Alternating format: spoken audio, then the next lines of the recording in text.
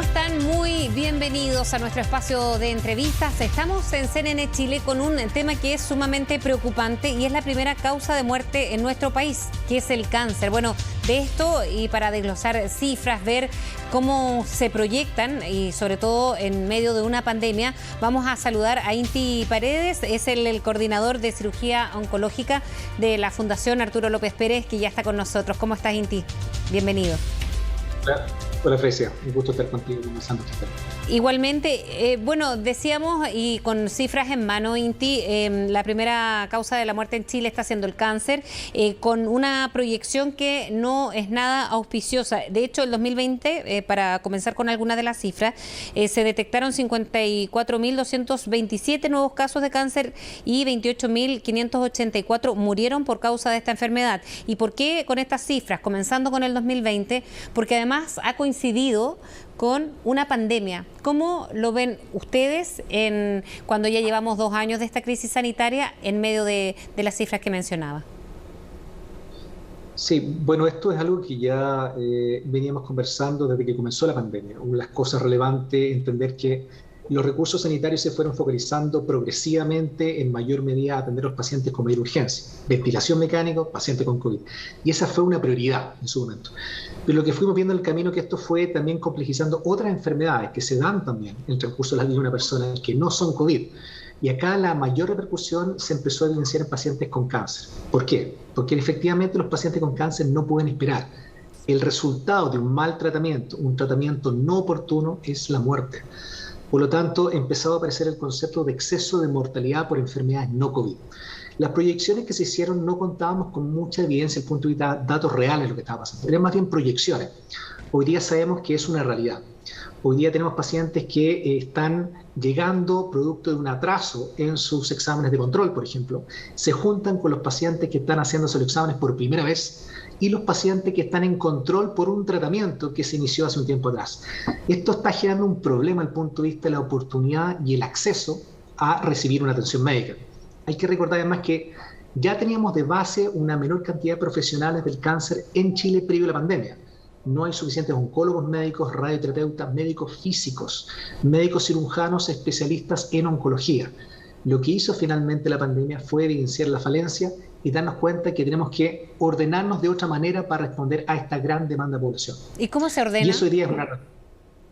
Yo creo que hay dos elementos clave acá, entender que no podemos segmentar al paciente si es un paciente con cáncer del sistema público o del sistema privado o de una fundación o de un hospital universitario.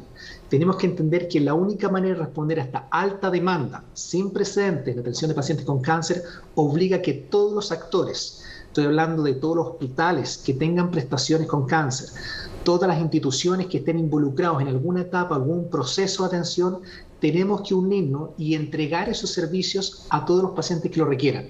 Esta coordinación, por más que lo explicitemos en un discurso, en un comentario, hay que formalizarlo. Esto significa armar redes de resolución de cáncer público-privados que funcionen bajo un ente coordinador común. Para la pandemia, el recurso CAMAS obligó a todos los prestadores a responder al ministerio y ordenarse. Nosotros creemos que en cáncer debe darse una estructura no igual, pero similar. Todos los actores que pueden entregar prestaciones para resolver problemas de cáncer tienen que ponerse a disposición de esta estrategia. ¿Y hay esa voluntad en una red pública y privada que debiese estar, no? Yo creo que sinceramente hay dos elementos que juegan en contra. Uno tiene que ver con que hay que construir espacios de confianza. Yo creo que hay que entender que acá la problemática sobrepasa los intereses particulares de cada una de las instituciones. Y por otro lado, entender que la única manera que esto se haga efectivo es que tengamos sistemas para medir el nivel de coordinación que tenemos. ¿Eso qué significa? Hoy día está más que demostrado, y en otras áreas también se ha discutido, que la información clínica de los pacientes está segmentada por cada prestador.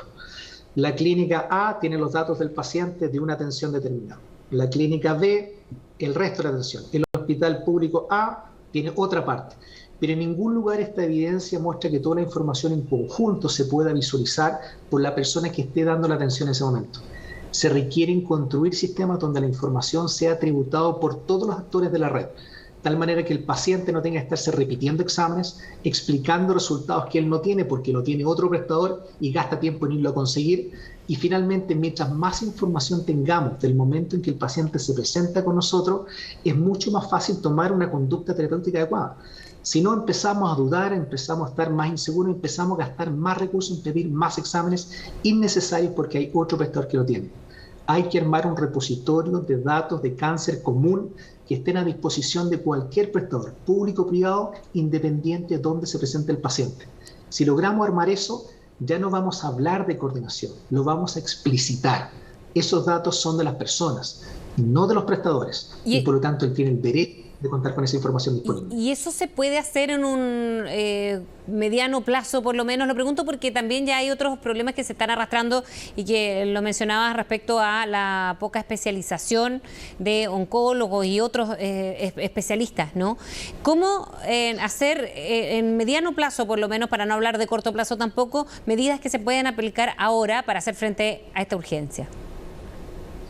Mire, respondiendo a esa necesidad, uno de los temas que nosotros como Fundación abordamos el año pasado y ya con mucho más fuerza lo tenemos proyectado para este año, es entender que uno no puede solamente diseñar estrategias, hay que probarlas. Y a veces hay que probarlas en pequeña escala, un poco para ver si efectivamente el resultado esperado, la hipótesis se concreta o es necesario hacer un cambio de rumbo. Lo que nosotros hicimos el año pasado fue establecer una estrategia puntualmente para responder a la necesidad de los pacientes con cáncer no GES. Diseñamos sistemas de financiamiento a través del área donaciones de la Fundación para atender a estos pacientes de forma gratuita. Pero además desarrollamos una pieza de software que permite efectivamente que los hospitales públicos puedan tributar esta información, entregarla, y nosotros la ordenamos a través de un sistema que automáticamente va poniendo cada pieza en su lugar y arma una línea de tiempo donde cada atributo tiene un contexto. Esto es para el diagnóstico del paciente. Este es un comité oncológico donde se decidió una conducta de tratamiento. Este es el tratamiento ofrecido. Y cada uno de esos puntos tiene una variable tiempo que determina si lo estamos haciendo bien o mal.